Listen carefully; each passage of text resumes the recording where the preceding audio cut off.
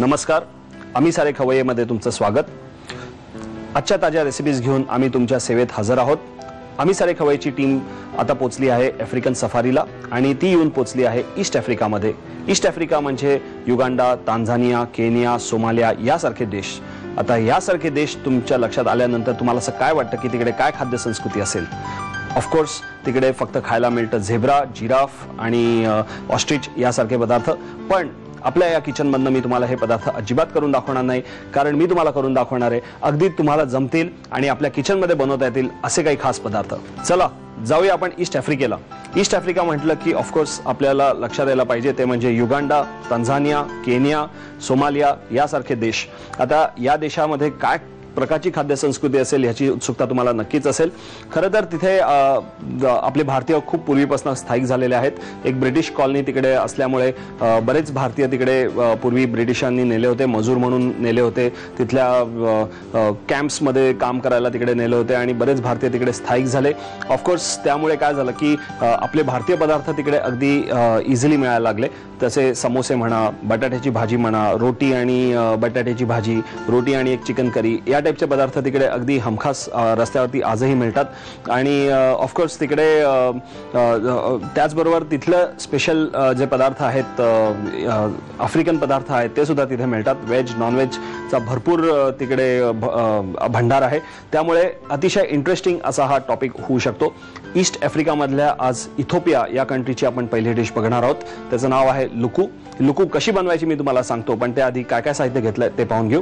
लुकूसाठी आपण साहित्य घेतलेलं आहे उकडलेली अंडी, तसंच बारीक चिरलेला कांदा, बारीक चिरलेला टोमॅटो, बारीक चिरलेली लसूण, तिखट, जिरपूड, मीठ आणि मिरपूड। साहित्य फार काही नाहीये, एक प्रकारची अंडा करीच आपण बनवतोय, पण त्याला इथिओपियामध्ये लुकू असं म्हणतात।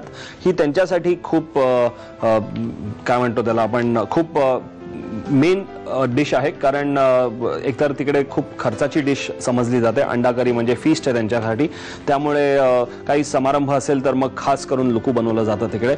सो तुम्ही इमॅजिन करू शकता की तिथे म्हणजे तिथली काय अवस्था असेल किंवा तिथली काय लोकांची विचारसरणी असेल, कारण तिकडे ऑब्व्हियसली आफ्रिकाचा ईस्टर्न आफ्रिका हा पार्ट तो खूप मागासलेला राहिलेला आहे। तिकडे डेव्हलपमेंट फार दिसत नाही आणि ऑब्व्हियसली तिकडे खायला फार काही तिकडे स्वतःचं ते उगवू शकत नाहीत, कारण कम्प्लीट एक प्रकारचं तिकडे सफारी एक प्रकारची जंगल भाग आहे तो, त्यामुळे स्वतःची शेती वगैरे काय करू शकत नाहीत।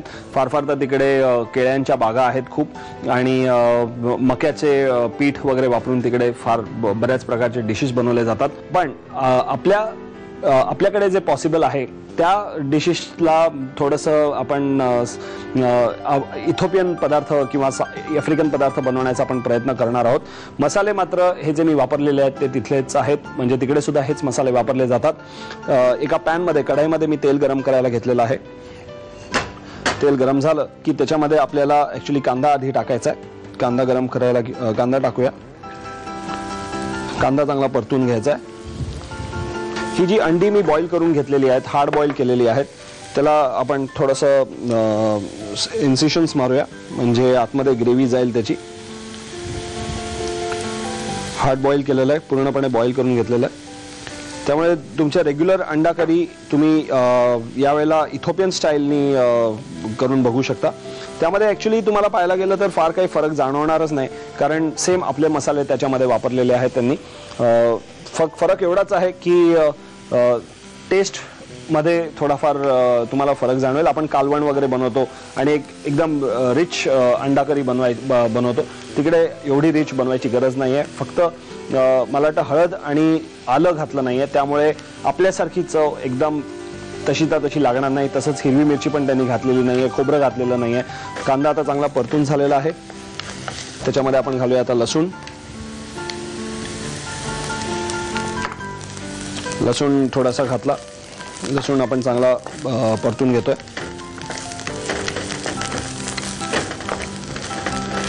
त्याचं नाव मात्र खूप गंमतशीर आहे, लुकू। लुकू करी सुद्धा तुम्ही त्याचं नाव ठेवू शकता। आपण नेहमीच अंडा करी म्हणतो, तर त्याला नाव तुम्ही लुकू करी असं देऊ शकता आणि सांगू शकता की ही आफ्रिकन डिश आहे आणि आफ्रिकन अंडा करी आहे. सो रेग्युलर अंडा करी म्हणण्यापेक्षा तुम्ही हे नाव देऊ शकता. लसूण चांगली भाजून झाली आहे. आता त्याच्यामध्ये घालूया आपण टोमॅटो.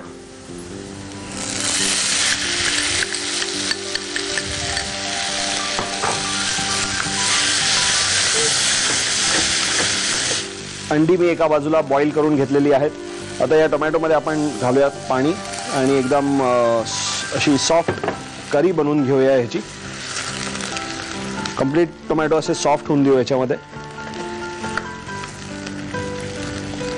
आपल्याला मिक्सर वगैरे काय मारायची नाहीये, एकदम स्मूथ ग्रेव्ही करायची नाहीये, पण या पाण्यामध्ये जेवढी सॉफ्ट होईल तेवढी ग्रेव्ही आपण टोमॅटोचे सॉफ्ट करून घेऊ. थोडीशी ग्रेव्ही उकळून दे, मग आपल्याला ह्याच्यात स्पायसेस टाकायचं आणि ग्रेव्ही जरा उकळली की मग अंडे सुद्धा ह्याच्यामध्ये आपल्याला घालायचे आहेत. करी आपली आता चांगली बॉईल झाली आहे. आपण त्याच्यामध्ये ही अंडी आता घालूया. अंड्याला आपण भोकं पाडलेली आहेत थोडीशी, म्हणजे त्याचा सॉस जो आहे तो अंड्यामध्ये जाईल. आपण थोडंसं अजून पाणी घालू.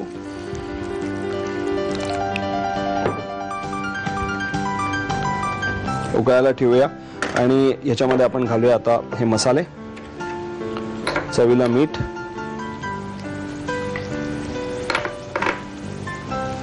एकदम पातळ अशी ही करी आहे. जिरेपूड आणि थोडंसं तिखट.